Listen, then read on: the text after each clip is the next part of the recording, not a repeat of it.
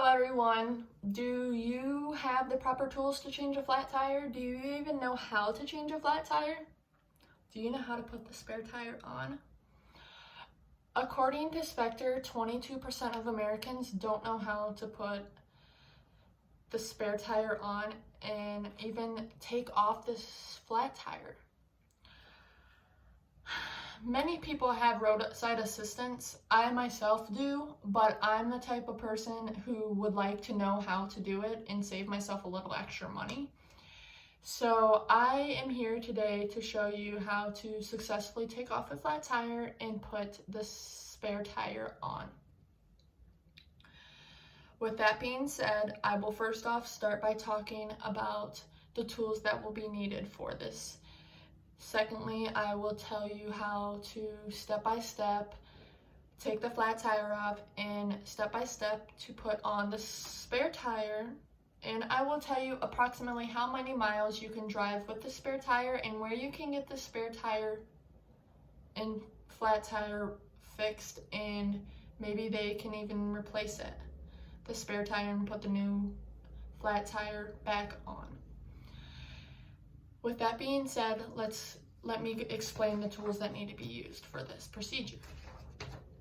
The first thing that will be needed is the spare tire. Secondly, you will need the jack. The jack will allow you to lift the tire off the ground. Also using the lug wrench, which allows you to crank the jack higher. The lug wrench also allows you to loosen the nuts on the wheel and to tighten them also. Another tool that is also helpful, depending on when you get the flat tire, you may also need a flashlight. Another thing for safety and stability, you will want either a large object or wheel wedges. Some vehicles come supplied with wheel wedges, some do not. Depending on how difficult it is to change the flat tire on your vehicle, depending on the make or model, you will want to look at your owner's manual. Now that we know the tools that we successfully need to change a flat tire, I would like to go into further details about taking the flat tire off.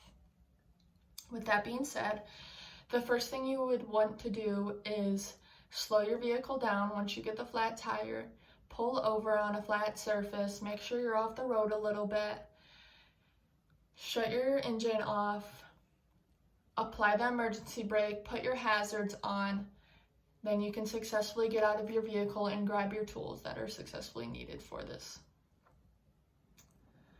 First thing you will want to do once you got your tools gathered is to put the wheel wedges underneath, in front and behind the wheel that on that side of the tire that's not flat.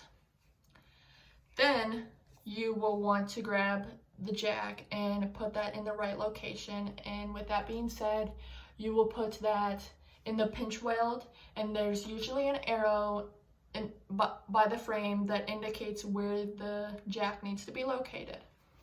Then you will use your lug wrench and crank that so the flat tire is being lifted off the ground. Once you have that, you will then use your lug wrench and loosen the nuts. With that being said, you will loosen all those. You will make sure that you put those to the side because you will need those in order to put the spare tire back on. Once you have that, you successfully take off the flat tire and put that to the side. Now we are ready to go step by step into putting the spare tire on. With that being said, you will grab the spare tire, put it on, and you want to manually screw in the nuts. Then you will use your lug wrench and tighten them. But you want to make sure that you do it in a cross pattern. You can either start from the top or the bottom or side by side, but you want to make sure whatever way you do it like that the whole time when you're tightening on them, because you want to make sure you get the proper torque, and when you're done, your car's not wobbling down the road. So with that being said, I start from the top, bottom, right, left until you can't tighten it no more. Then you will lower the jack with the wrench, and then you will successfully remove the jack from underneath the vehicle, gather all your tools, and put them in your trunk. Then you can either drive to your dealership, your mechanic shop, and drop off the flat tire, or you can wait. But the thing is, according to Jones from Reader's Digest, for the safety of you and the vehicle, they say 50 to 70 miles should be driven on the spare tire until you get the flat tire fixed. And like I said prior, you can get the spare tire taken off from the mechanic shop or the dealership with an extra fee after they fix your flat tire. Some of them do, some of them don't, but if they do, might as well. So you don't have to do it. But I hope that you can now successfully change a flat tire with the temporary spare tire, and you know the tools that you will need to successfully complete this job without needing to call your roadside assistance. Thank you, and I hope all is well and you guys are staying safe. Thank you.